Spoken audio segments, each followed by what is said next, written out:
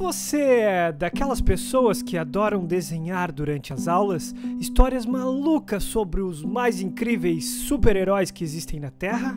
Você está cansado de ler histórias em quadrinhos dos outros e está faminto para produzir as suas próprias histórias? Você nunca imaginou que pudesse aprender a fazer suas próprias histórias em quadrinhos? Pois está começando a HQ TV, a websérie que irá te ajudar a realizar o seu sonho de quadrinista. Neste episódio, iremos falar sobre a história das HQs, relacionando-as à educação. Falaremos também da educomunicação, que é um ramo da educação que se utiliza de mídias para o ensino e emancipação crítica. Dá para imaginar? Pode-se dizer que as primeiras histórias em quadrinhos tiveram início ainda na pré-história, com as pinturas rupestres nas paredes das cavernas. Para contar seu dia a dia, os homens das cavernas desenhavam. Ao fazer isso, eles se utilizavam de uma característica bem comum aos quadrinhos, a sequencialidade. Com o decorrer do tempo, as figuras saíram das paredes das cavernas, mas continuaram a servir como forma de narrativa. O homem inventou o papiro e encontrou formas de representar nele seus símbolos. Com a invenção da prensa de Gutenberg, em 1450, e o crescente desenvolvimento dos meios de comunicação de massa impressos, as ilustrações passaram a complementar o conteúdo das notícias e, posteriormente, foram usadas para contar breves histórias cômicas em tiras ou folhetins. Rudolf Tuffer foi o primeiro a utilizar o requadro e pôr figuras e palavras juntas em histórias satíricas e caricatas. Por isso, alguns o consideram o pai dos quadrinhos.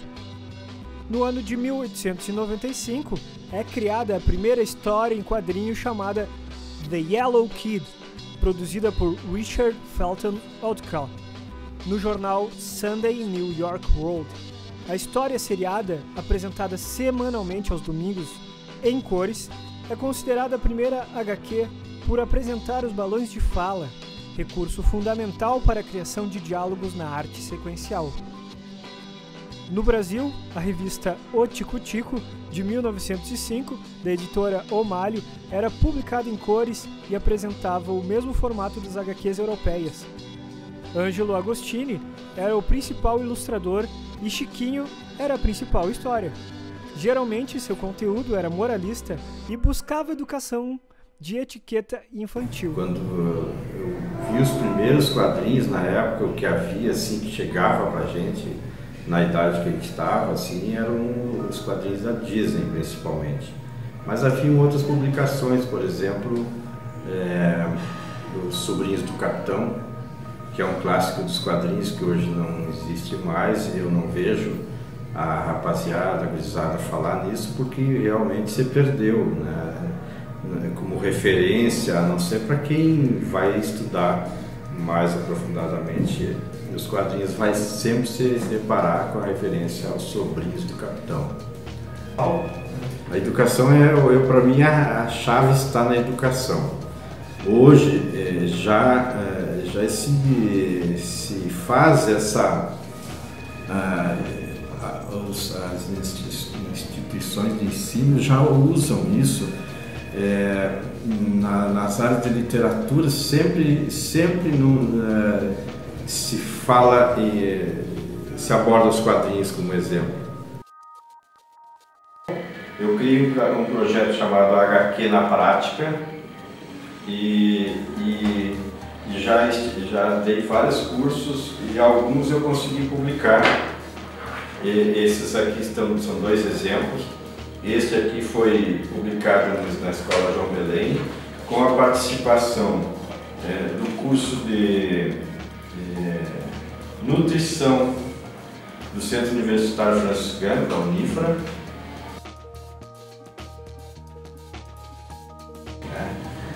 Então, o conselho que eu dou para quem quer se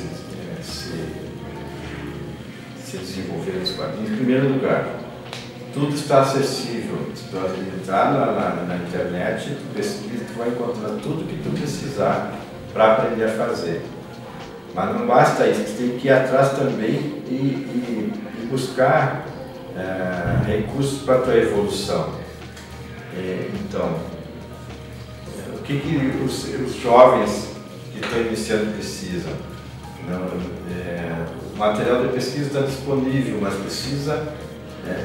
seria necessário que houvesse cursos disponíveis, em que houvesse um professor, uma professora presencial que desse dicas, que ensinasse os primeiros passos, e para isso é preciso que se institua cursos nesse sentido. Enquanto isso, Suplemento Juvenil, de Adolfo Eisen, lançava no Brasil diversas histórias já aclamadas nos Estados Unidos e na Europa. A partir de 1940, o cunho educativo começou a ser introduzido nas HQs, com adaptações de clássicos da literatura mundial de grandes autores como William Shakespeare, Edgar Allan Poe, Victor Hugo, entre outros tantos. Durante a Segunda Guerra, foram produzidos em parceria com o governo norte-americano uma série de manuais para o treinamento dos combatentes militares, utilizando a linguagem das histórias em quadrinhos. Um dos famosos quadrinistas a produzir este material foi Stan Lee. Até então o editor e roteirista da Timely Comics, que viria a se tornar a famosa Marvel Comics, e da HQ Capitão América, ele mesmo. Houve um tempo de discórdia generalizada ao redor dos quadrinhos, e eles passaram a ser atacados e difamados como uma das maiores causas para os problemas juvenis.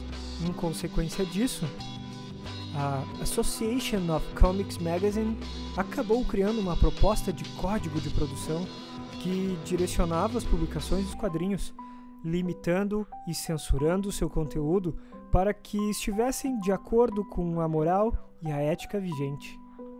No Brasil, esse código, chamado Comics Code, foi elaborado por um grupo de editoras e também aprovava as publicações colando um selo de qualidade em suas capas.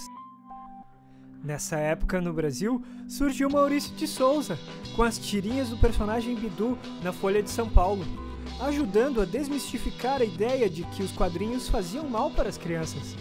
Na década de 60, foram criadas pelo mundo histórias em quadrinhos com temáticas como a libertação sexual e a situação política do período, com destaque para a personagem Mafalda, do argentino Quino.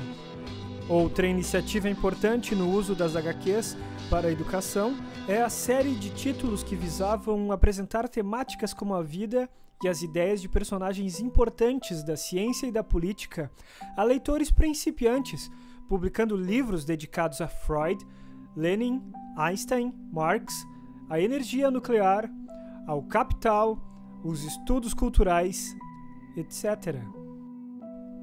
Mais recentemente, em muitos países, os próprios órgãos oficiais de educação passaram a reconhecer a importância de se inserir as histórias em quadrinhos no currículo escolar, desenvolvendo orientações específicas para isso.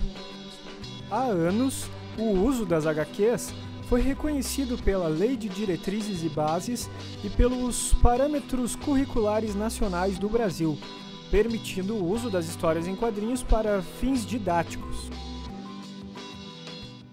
É um link direto que se faz com quadrinhos e educação. Utilizar o desenho para que as crianças, através do conhecimento adquirido, possam converter isso na linguagem, né? Trabalhar isso numa mídia. No setor de material didático, a ilustração funciona como um catalisador, digamos assim, não sei se é uma palavra muito complicada, mas um catalisador para que o aluno tenha facilidade em aprender o conteúdo. Às vezes tem materiais didáticos tipo empreendedorismo que não requerem nenhuma ilustração, mas tu coloca uma ilustração lá no meio de um assunto importante, relevante, e aquilo vai fazer com que pontue o texto. O aluno vai lembrar daquele trecho de conteúdo por causa daquela ilustração, por causa daquela charge colocada lá no meio do conteúdo, né? Aquilo vai fazer com que ele fixe o conteúdo de alguma maneira. As pessoas podem entrar em contato com a gente através do nosso blog, lá, o quadrinhossa.blogspot.com. Entra em contato por ali, a gente troca uma ideia, a gente pode se reunir lá na Casa de Cultura. O problema, eu diria, no Brasil, que ainda a história em quadrinho é considerada como não é considerada como literatura como em outros países, como os países da Europa, por exemplo. Então, quadrinhos pode ser um meio informativo, sim. Quadrinhos é uma literatura, digamos, digna, né? Não só de entretenimento, mas como conhecimento, né? O importante é como trabalhar a história em quadrinho, a maneira com que tu vai trabalhar a informação que tu tem, né?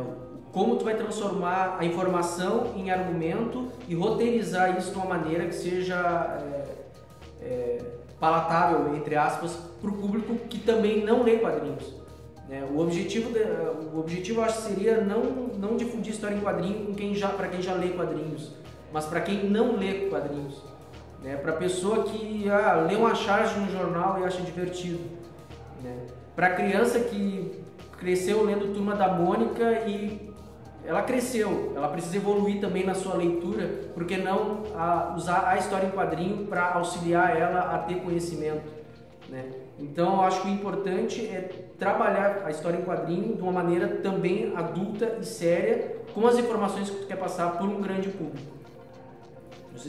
Começa trabalhando o argumento, sabe? Eu sempre dou um exemplo nas oficinas, que antigamente na 0 Hora vinha umas tirinhas com bibs. Bibs era só aquelas bolinhas de chocolate, então eram 2 bolinhas, uma falando com a outra. E o legal, o engraçado, eu gostava era do argumento. Então começa trabalhando o argumento, pode fazer uma bolinha falando com a outra. O importante é tu ter o que passar, a informação que tu quer passar para o leitor. E é por essa aceitação dos quadrinhos como mídia comunicacional que as portas da educação se abriram para o seu uso nas escolas. As histórias em quadrinhos se encaixam direitinho em políticas públicas que unem o ensino ao uso de meios comunicacionais. Dessa forma, vamos lhes apresentar uma dessas possíveis ligações que as histórias em quadrinhos podem fazer em prol da emancipação crítica e social de nossos alunos, independente de idade. Vamos falar de educomunicação. A educomunicação se estabelece da união entre 2 áreas, a comunicação e a educação. Juntas, buscam a formação de um sujeito que conheça seus direitos e responsabilidades perante a sociedade e faça uso disto para mudar a sua realidade e a de sua comunidade.